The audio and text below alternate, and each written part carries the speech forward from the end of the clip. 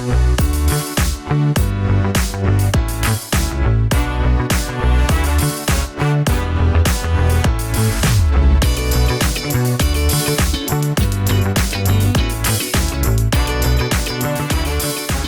to the Hoof and Fang podcast. I'm Kirt Graves. And I'm Maz Maddox. And I don't want to be here. I know. You leave tomorrow, so you're like over it at this point. Yeah. Another trip for me. Mm-hmm. Another podcast that I'm like, why don't we take weeks off? I don't know. We keep doing this. I know. It's not that big a deal, but it's just in this moment that I'm like, oh, really? Yeah, that's fair. So we're keeping this one tight so I don't have that much editing to do. Yeah. But yeah, you're on vacation right now. Yeah, I'm technically on vacation. How's that going? Good. So we burned the first weekend of just doing nothing, which is perfect. Yeah. But starting yesterday, we've been treating this like a working vacation. So we're both working on our projects. Mm-hmm. So I'm very heads down with book 3, and just like I'm hoping to really finish my goal is like maybe 4 chapters by the end of the vacation, if I can really just go heads down and work. Mm-hmm. So far, it's trending that direction. Like I've gotten a shit ton of work done already in just 2 days.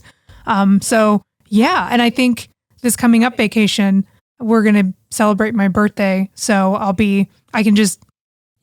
have done all the work Monday through Friday, and then I can just fuck off again for the weekend. So that's my goal. Yeah, for the 3-day weekend. Yeah, 3-day weekend, which is nice. Excellent. Mm-hmm. Should we take next week off for the holiday? At some point, should we take a week off for a holiday? Yeah, maybe. I don't know. We'll see how we feel. Yeah, I was going to say, a Monday off doesn't really mess with our schedule at all. No. In any way, shape, or form.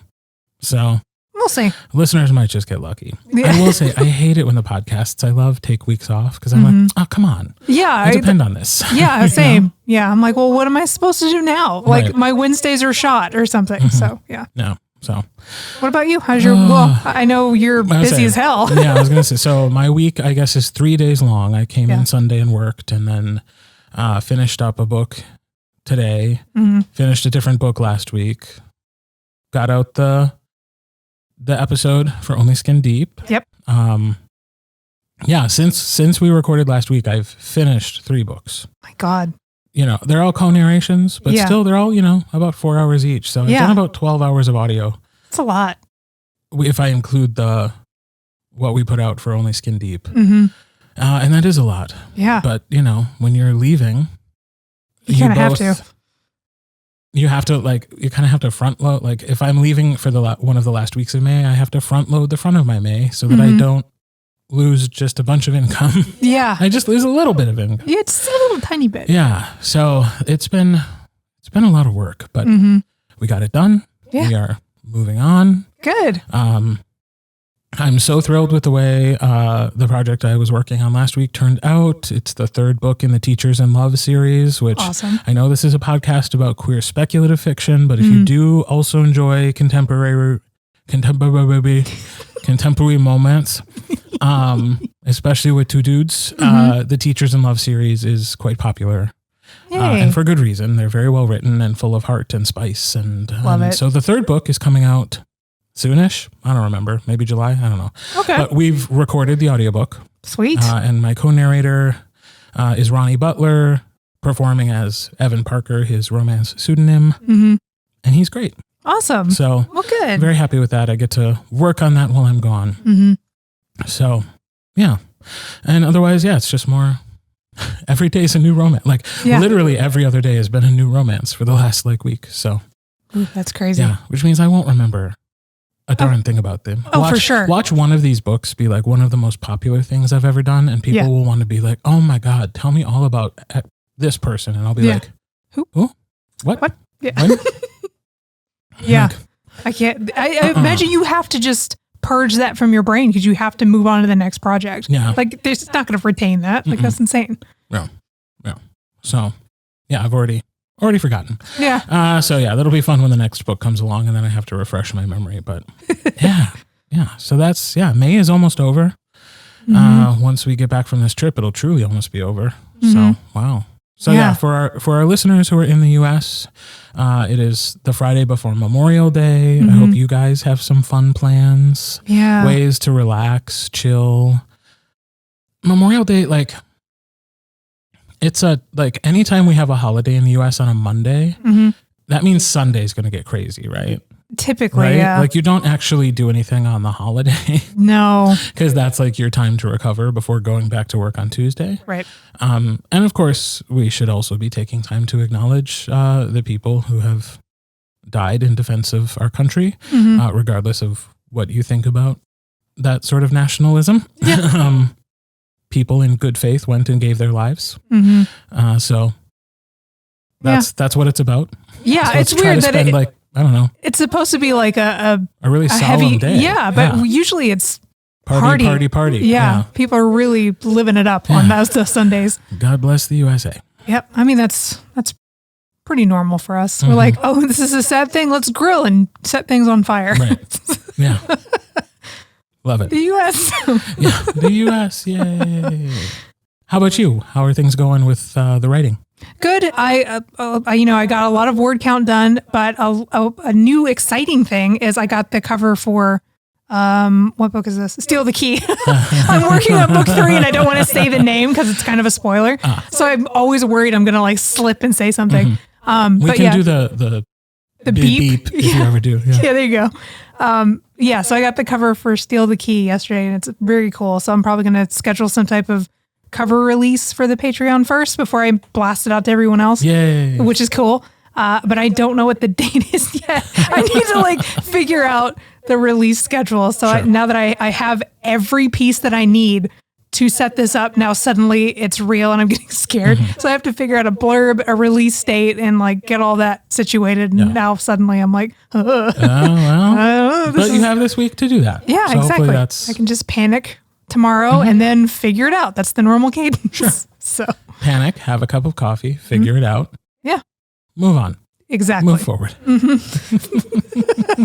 So that's my plan. Yes. For this week. Yes. So for our dear listeners, the 4th episode of Only Skin Deep came out this week. So hopefully you are enjoying that. Just a note for next week, because of my travel schedule, it is not possible for us to get that episode out on Tuesday. So it will come out on Thursday. Yep. Still coming out next week. Just scooched forward a little bit. Yeah. Yep. See previous comments about how I was already here working on Sunday. Yeah, exactly. You can only do so much. Right, was not going to work a week ahead. Yeah. Well, I'll just record it when I get back and it will come out on Thursday. Perfect. So yeah. Speaking of things that people are listening to and enjoying, media that's making us happy. Yeah. I thought we'd have another roundup of things that we are enjoying in the world of media and pop culture. Love it. Yeah. Well, and you've been, I think, watching a bunch of really cool stuff. So now I can pick your brain. So now I can have more things to enjoy. Yeah. It's been a really content rich like couple of months. Nice. So yeah. Do you want me to start? Yeah, go for it. Cause my list is pretty small. Okay.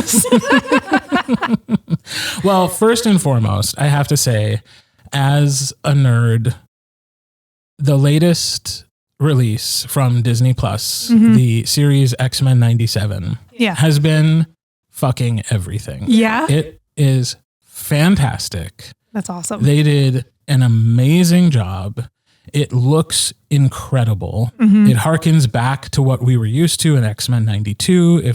And like that was probably the show that got me interested in things like comic book superheroes. Yeah. Okay. I don't know what it was about a group of outcasts who have like special abilities and are, made to feel bad about it. Crazy. What it was about that appealed to a young queer kid.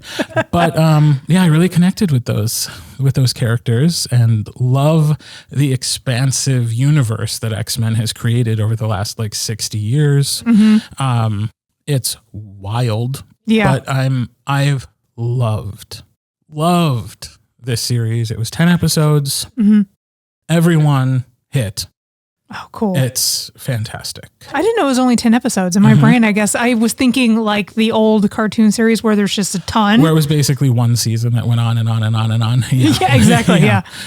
It's only 10 episodes. But I'm fairly certain they are doing at least 3, maybe 4. Okay. But that's the plan. Sweet. Good. And I mean, if the critical reception is an indication of how much people consumed and enjoyed it, certainly it got the viewership to justify future seasons because the critical reception has been incredible. I've heard a lot of good things, but I actually wanted to pick your brain about it because you are such an X-Men person. Like that is one of your favorite things. Yes. So I was like, okay, if you like it, then I'll go ahead and like give it a shot. And specifically that TV show, like the parts of that are canon to that world. Like, sweet. So good. Cool. So good. Highly recommend. Okay. And they're only like 30, 35 minute episodes. So they didn't seem like you can binge that whole fucking thing before next week if you want to. For sure. Yeah. I think it's on Disney Plus. Yeah. Yes. Okay. So I have to renew that. But so love that. Cool. Another thing that I super enjoyed, and I know you've started, is Dead Boy Detectives on Netflix. Yes. It's so cute. It's so cute, so beautiful. The acting is incredible. I will say, like, Netflix really knows how to cast. They really do. I rarely see a Netflix show where I'm like, who did they hire? There are a couple. I'm not going to say their names. I'm not, buy me a drink sometime if you want to know which Netflix shows I think are poorly cast. But this one, incredible, looks incredible. The writing is tight. The storytelling is incredible. It's for those who don't know, it's based off a graphic novel that lives in the world of the Sandman, created by Neil Gaiman. The Netflix series for the Sandman, the first season that they put out, was also incredible. Yes, it was. It is queer AF. So it's not queer coded like X-Men. It's just queer AF. Yes. Unapologetically love it. Had such a good time with that first season. I have heard it's not getting the viewership. What, really? Yeah, and you know what? I'm part of the problem because I didn't watch it right away either. I took a few weeks before I had time. Yeah. But the reports are it did not get the viewership that probably warrants future seasons. But oh no, our fingers can stay crossed. Does it end on like a really hard cliffhanger? No. Okay, good. No. Because that's always a huge deterrent, especially right now in the streaming world, is that I'll get super attached to a story and it'll end like, oh my God, this person's about to die. And then we never get a resolution because it gets canceled immediately. Yeah. So if it wraps up well, that's even more incentive to just go enjoy the hell out of it. Yeah, I mean, like I think most good series that know it might be limited, they give you a satisfying ending, but there's a place for them to go in season 2. Sweet. If they get one. Okay. So cool. Whether it ends up being a limited series and this is it, or if it goes on to have another season, either way, I thoroughly enjoyed it. Had so much fun. It's so cute. I love all the characters, but I immediately, of course, loved Edwin because he's just so fucking anybody fussy, that level of fussy. I'm like, I adore you forever. Yeah. You're my favorite. But I really like Crystal a lot too. Like I love really good, strong female characters. She's, I think, bi, so I'm even more like, yay. I'm only 2 episodes in, so my hopes are high. But I mean, considering how super gay it's been so far, I'm like, I think I could put my eggs in that basket. Right. But yeah, no, I'm since Alex is not super attached to it, I think the rest of my vacation, I'm just going to binge it and drink cocktails and enjoy my gay little life. It's so much fun. Yeah. I've also taken some time recently to catch up with Doctor Who. Now, awesome. I fell off. Are you a Doctor Who fan at all? No. Okay. I really need to give that whole series another full shake. Like I need to give it a fair shot because I think we were trying to go a little too hardcore and started with like the very first. Oh, like the 60s? Yeah. No. And I think we just don't need to do that. No. I've never gone back and watched the show from the 60s. Okay. I found it when Russell T Davies reintroduced it in the 2010s. Okay. Or late aughts, I forget when.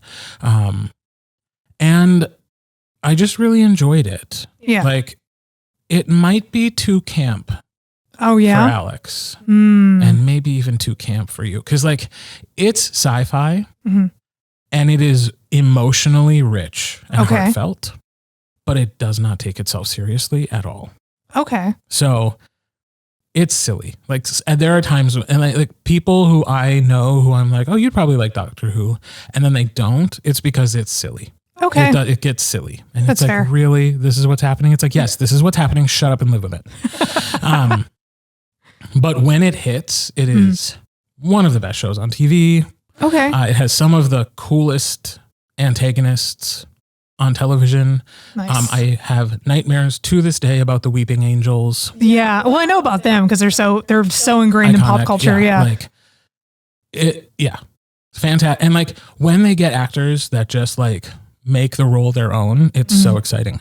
So I fell off when Peter Capaldi took over. Okay. I tried watching his first episode like 3 times and fell asleep twice. And the third time was just like, I'm bored. Yeah. And then I never went back.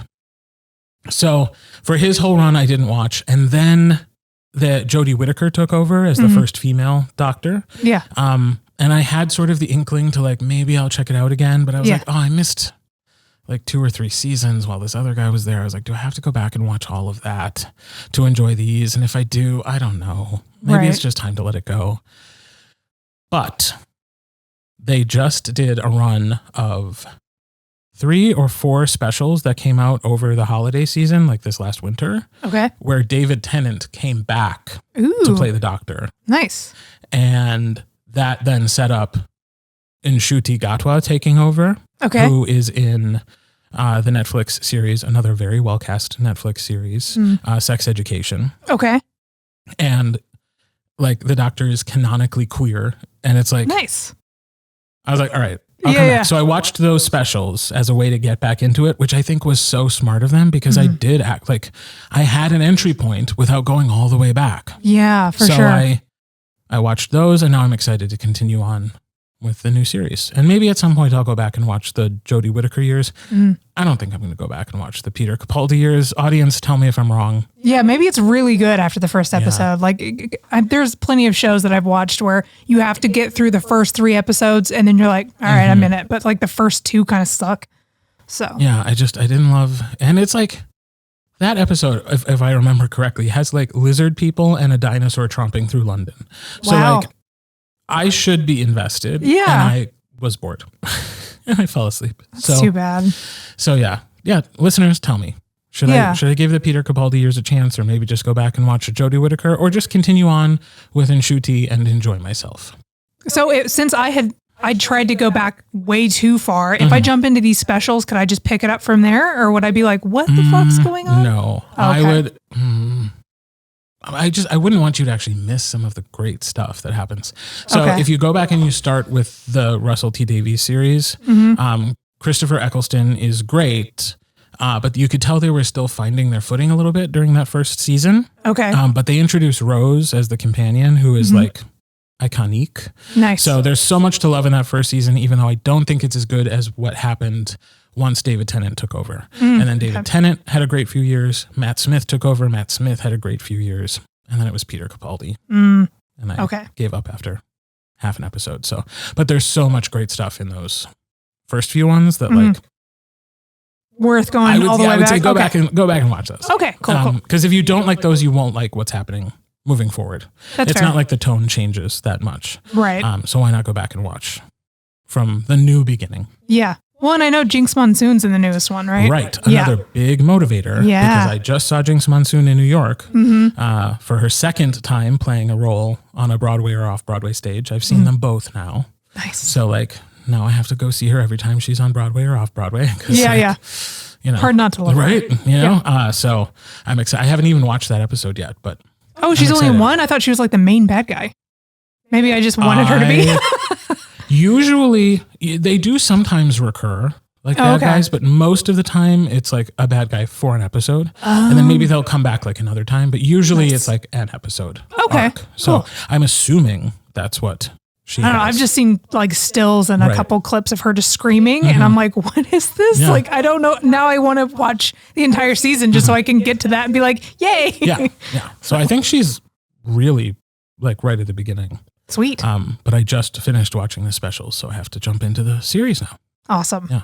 Cool. Do you want to break in with any one of yours? Well, instead of I just keep talking about things I've watched. So far, I'm just like, man, I've got all this cool shit to watch.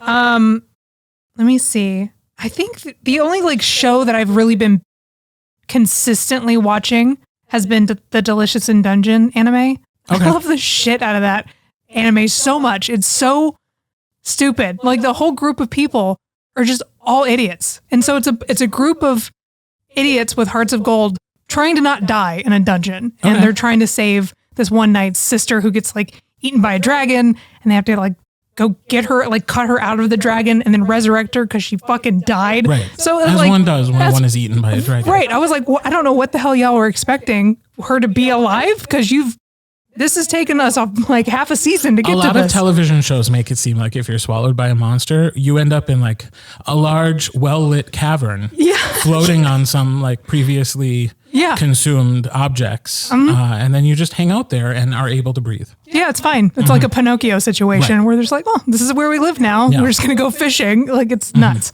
So, but yeah, it's silly. It's goofy. There's this weird thing in anime where they typically focus on kind of over sexualizing a lot of the women characters a lot. Like they'll do a lot of upskirt shots and stuff. And it's kind of one of the things that made me, it's a lot, dude. In anime? Yes. Cartoons. Upskirt shots? Yeah.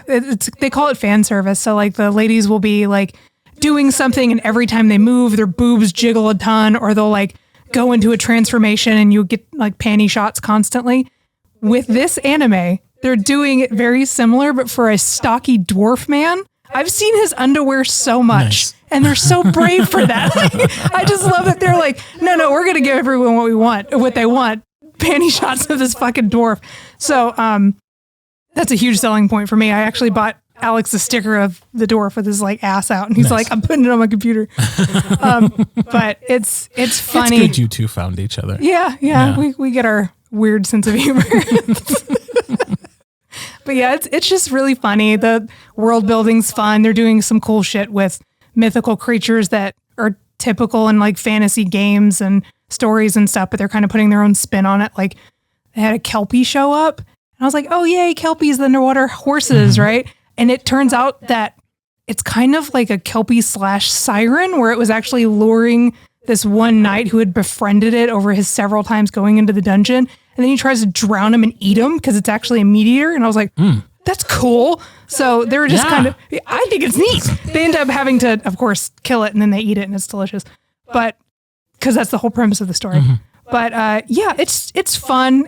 They're real short. The English voice actors that they've been using for it have been great. I'm typically that asshole that really doesn't like dubs, but it's really cute, and they're doing a great job. Oh, good. So yeah, if you like anime, recommend it. It's really cute and funny, and like has some really good fight scenes, and dwarf panties. It's good shit. Another thing that I recently watched that it's queer, but that's not the point of it. Okay. Is the international phenomenon baby reindeer. What is baby reindeer? Blank stare. Yeah, I don't know what it is. It's another Netflix series. Okay. That like hit big on the internet. It is dark. Like, this is one of those shows that my husband would say, why do you watch things like this? I remember seeing the preview for it. Yeah, it does seem pretty dark. It's not for the faint of heart. It is about stalking and sexual assault. And, oh gosh. It goes to some dark places. It does not pull its punches, but it's very well done. And like, it's one of those entertainment experiences where I'm like, can I say I enjoyed it? Like, is that the right verb? Considering how heavy did I enjoy it, or do I just admire the storytelling and how well it was done and the acting and respect that it's telling a story that we don't get to hear all that often, which I think is like, it has value. Yeah. Whether or not it's something that I'm like, oh yeah, I had a ton of fun watching it. Yeah, maybe fun's not the word, but but I respect and admire it, and like, I'm glad I spent my time with the series, while at the same time acknowledging it's not for everybody. Yeah. If you're somebody who needs a happily ever after at the end of your story, this is not for you. Skip this one. But especially because it is based on a true story. Ooh. Not like inspired by, but like most of this is a dramatized version of what happened to this man, the guy who wrote and stars in the show. Oh, damn. It's searing, like it makes you sad that these things happen in the world, but at the same time, like, we can't close our eyes to the bad things that happen in the world. And so this is a way of consuming that type of story and hopefully helping to build empathy, which is one of the cool things that storytelling can do. But if you are somebody who likes dark, twisty things, or you're not afraid of dark, twisty things, and you can live with some real world sadness, it is very well done. Okay. Well, and when I read the caption, it said it was a dark comedy. Is it a dark comedy, or would you classify it? Like, would you classify it as that? Well, I mean, what the fuck is a dark comedy? Yeah. Like, if it's not actually making you laugh, why are we calling it a comedy? That's what I was going to say. Like it doesn't that's seem just like so it would that be they funny. can be considered a comedy when like the Golden Globes come around and it's not competing against the other dramas. Okay. So like, sure, it's a dark comedy. It has its moments of lightheartedness and levity, but mostly it is deeply, deeply fucked. Okay. So comedy and big quotes, like maybe. Quotes. Okay. I mean, it's about a comedian. Okay. Does that make it a comedy? I don't think so. No. Like it doesn't sound like it's going to be a bucket of laughs. Nope. Like, because I like dark comedy and dark humor and stuff like that, but this just seems like it's just dark. It's just dark. Okay. It's just dark. Speaking of just dark. Okay. I think I've mentioned this before on the podcast. I've been reading Manacled, which is the fan fiction retelling of Harry Potter from the perspective of Hermione, who is in a Handmaid's Tale situation. Boy, is it dark. Yeah. It's also fucking long, which is why I'm still reading it. How long is it? Do you know? I think like if it were printed out, it would be like 1,000 pages. Oof. It's, Okay. Yeah. It's long. And I'm like at the 85% mark. Oh, it's shit. Like, all right, I'm getting there. Yeah. Still have no idea if it will have a happy ending. Ooh. But yeah, it's bleak. But I've been reading it. Yeah. So there you go. You've been and maybe not enjoying it because it doesn't sound like maybe you're kind of in the same vein as the Baby Reindeer, like you're enjoying the craft maybe and the storytelling. Yeah, but well, I mean, and it's the first like fully realized fan fiction that I've ever consumed. Yeah. So it's a new experience. I am enjoying it because it's, you know what it is? I enjoy sticking it to J.K. Rowling. Yeah. That I'm enjoying her IP and she's not getting one fucking red cent. Because this is a thing that was created by a fan and it is being given away for free. So nobody's making any money. Yeah. And she can't do fuck all about it. Yeah, that's a gold star. There. That's awesome. You know? I wonder, that is just next level for somebody to put that much time and blood, sweat, and tears into a project this ambitious and then just giving it away. Right. Well, cool. Isn't that what AO3 is? Or, Yeah. Yeah. I mean, yeah, that's the entire point of it. But this one seemed like if it's, if you think it's like 1,000 pages, that's so much time. That's amazing. Do you want to interject with something more lighthearted? Well, it's kind of in the same vein as like kind of reconsuming something that you've previously enjoyed. I restarted Baldur's Gate 3 again, but there's a totally different plot thing that I didn't really know about when I first ran through the first like 3 times. So there's 3 times? Yeah, I've played through it like 3 times now because I keep doing different stuff and trying different people. Yeah, and in different people. So I had to do my Astarion run, I had to do my Shadowheart run, and I started playing through doing something different, but then I found out there's a character that you can make called the Dark Urge. And I had heard about it in passing, but I didn't think it was for me because I thought you had to be like a really bloodthirsty, bad character. And I can't bring myself to be pure evil in any type of RPG. I just can't do it, even though none of these people exist in real life. It just makes me sad. Right. But it's a character that has a baked in storyline where you have dark urges that happen to where you can either give in to them and just murder the crap out of people, or you can try to resist the dark urge. I didn't know the resist part was an option. So I rolled it, and it's like playing a totally different game because out of nowhere, the control goes like what happens with your character is kind of out of your hands. Ooh. So like I'm romancing Astarion again, of course. So at one point, my character wakes up and is in a blind rage and is like, I'm going to go kill Astarion because he's the one I love the most. And so you have to do these very specific steps to not murk your character, like just not let him just completely destroy the game for you. And I was like, this is super interesting because I don't know what to do and I don't know what's going to happen next. I don't know what's driving him to do this. I don't know what's controlling him.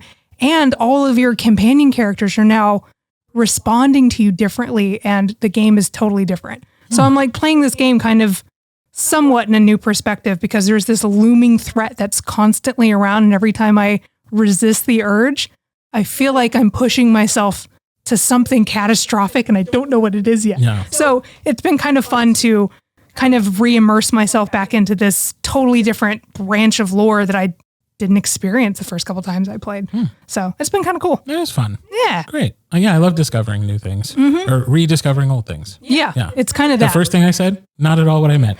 Second thing. That's Second what I meant. thing. Yeah. Yeah. Jeez. I have also really been enjoying the latest season of Hacks. Okay. Also queer content, but for the ladies. For the ladies. Well, there's gay characters all over.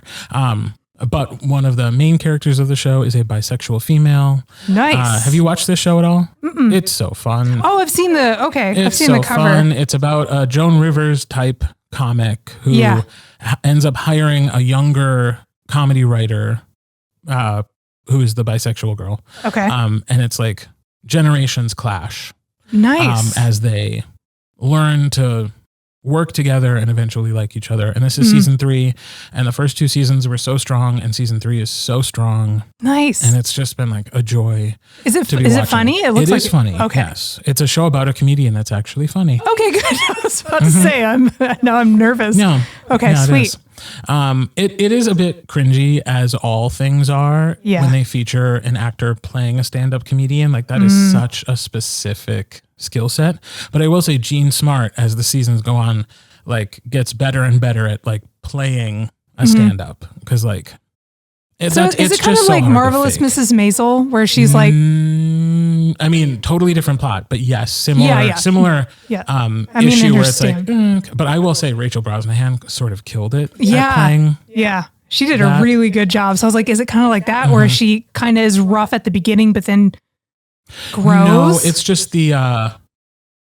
it's just that it's hard for actors to fake being a stand-up comedian, because like fair. I think so much of it is in the moment, and it's crowd work, and how do you fake giving a punchline? Yeah. You know? Yeah. Like, okay. That's fair. So yeah, I will say it's gotten better and better. I think Rachel Brosnahan from the very beginning of Marvelous Mrs. Maisel was good at pretending to be a stand-up comic. Yeah. Like that was sort of the marvel of that show, is like, wow, she's really whereas good. A lot of other actors on that show, you saw them doing stand-up comedy, and it's like, these are so clearly pre-scripted lines. Not that stand-up comedy isn't scripted, but like the magic of a stand-up is they make you feel like everything's improv. Yeah. So, but yeah, highly recommend Hacks. If you're not watching, it's on HBO Max. Okay. I may have to pick that up. Fucking that looks love it. Really cute. Yeah. Okay. Yeah. Cool. Yeah. That's another show for me to watch. I have so much shit to watch now. Sorry. So if we do another recap, it's going to be like just these shows. Yeah. In 2 weeks, we'll be doing Maz's version of this episode. Yes, exactly. Where she just talks about things that I recommended. My last thing, less fun for some people, but I don't know. I feel like the people listening to this will probably be aligned. So it's, I have been really enjoying the podcast Prosecuting Donald Trump. It is one of, type of podcasts that exists now, because a whole bunch have popped up from news organizations. This was the first one I found, and it's the one I've been listening to from MSNBC. Yeah. It is another thing that my husband is like, why do you listen to this thing? And the reason is, it is fascinating to me that we are living in history. Yeah. Like history is being made right now. Someday people will be looking back and reading textbooks about this time, the first time an American president was ever charged for a criminal offense and put on trial. And regardless of the outcome, like, this is making history, laws are being written, like precedent is being created. And so it is sometimes frustrating. It is, of course, mired in politics, but it is also just fascinating to know that like you are in a moment in time that like, I'm living through this right now, but this is hugely significant for the future of our country. And so that's what I'm so fascinated by. Also, I tend to enjoy content where competent people talk about things they are competent in. Yeah. And so listening to a couple of trial lawyers talk about, the trials that Donald Trump is in. Yeah. Or like the Supreme Court case that is being presented now about his potential immunity. Oof. All of these things. Yeah. Again, sometimes frustrating, sometimes scary, but first and foremost, just like fascinating to me. Yeah. Yeah, so. It is. And it could be multiple things. It's definitely terrifying and upsetting because we shouldn't be in this fucking situation. No. But also, just like you said, we're in the middle of something that's never happened before and will never happen again because now these laws are being put into place to navigate this situation. Yeah. A lot of norms are becoming laws. Yeah. So it's just one of those again. And by the way, if you want to pick it up, if you think, oh yeah, that sounds up my alley, it's not like you have to go back to the beginning and listen to all the previous podcasts about what was going on. Just jump in, they'll fill you in. Yeah. You can kind of keep track of. Obviously, the last few weeks have been about his trial in New York, which is a bit more salacious, but like they're going to continue to talk about all of the ongoing legal challenges. And like I said, competent people talking about things they know about. Yeah. Yes, please. Yeah, I love that. I've been listening to, so I bought the book, Eve, How Female Body Has Driven 200 Million Years of Evolution. The book is awesome and it's got illustrations and stuff, but it's fucking huge. And so I was like, it's going to take me forever to get through it. So I finally just bought the audiobook and I've been listening to it. The author is the narrator and she is great. Good. And so it is her deep diving into that subject matter. And it starts with the evolution of mammals and milk, and now I'm on the chapter about wombs and stuff, and it's just so interesting, and this kind of just deep dive into evolution and science and shit that I already love, but hearing it from a totally different perspective as far as like what we're following evolutionary wise, it inspires me to be a geek and write geeky shit just like Relic, but also it's a very competent person talking about shit that they do for a living. Right? So I've just been like, I love this. Yeah. This is so interesting. Yeah. So I definitely know what you're talking about there. Good. Yeah. Good. Are there any other things you wanted to share with our listeners? I think that was the main thing. That was a perfect segue into your final thing. Awesome. Perfect segue. Awesome. So we'd love to hear from you listeners if you are enjoying any of these things or if you picked them up because we recommended them. Let us know what you think or be mad at me if you hate the sad things I told you to read or watch. But you'd be like, how dare you manacled? Right. Like, sorry. So that is what we're watching and paying attention to, and we hope you enjoy it. We also hope that you are enjoying the content in our Patreon. And if you are not, we hope you will go check us out and perhaps become a subscriber. We have so many things going on over there. On Thursday, not Tuesday. The 5th episode of Only Skin Deep will be available to our dear listeners. On Wednesday, our recap of Animorphs 31 will be available to all our paid subscribers. And Maz has uploaded, as of last week, the latest Relic short story. Yes. For everyone to enjoy as well. And her work in progress chapters for Wild Contracts number 2 continue to come out. So there's so much stuff going on there. And more we want to do if we get some more subscribers. So make sure you are, if you're enjoying what we got, tell a friend. Yes. That's the best way to have them. Yeah. So that is it for this week. We hope you guys are having a fantastic weekend, a long weekend if you're in the U.S. Enjoy your Memorial Day, and we will be back next week. Yeah. See you then. Bye.